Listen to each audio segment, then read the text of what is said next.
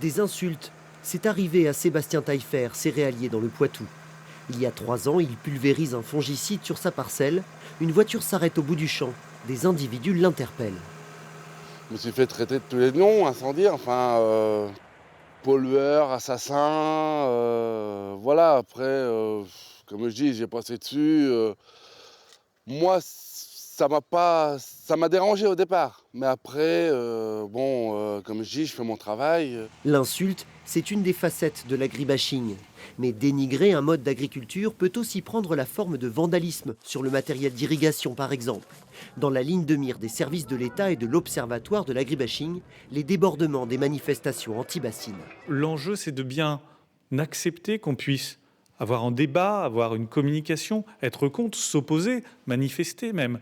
Mais il y a une frontière stricte qui est celle du droit, c'est qu'on ne peut pas intimider, menacer ou dégrader.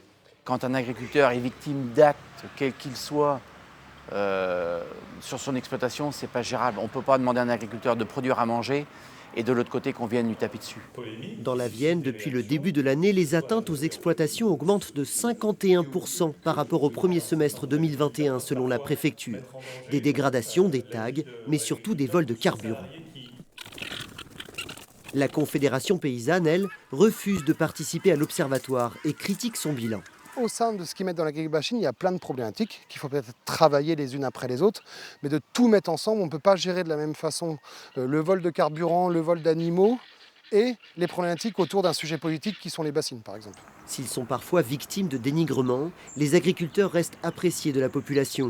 Selon un récent sondage de l'Institut Ipsos, 91% des Français ont une bonne opinion du monde agricole.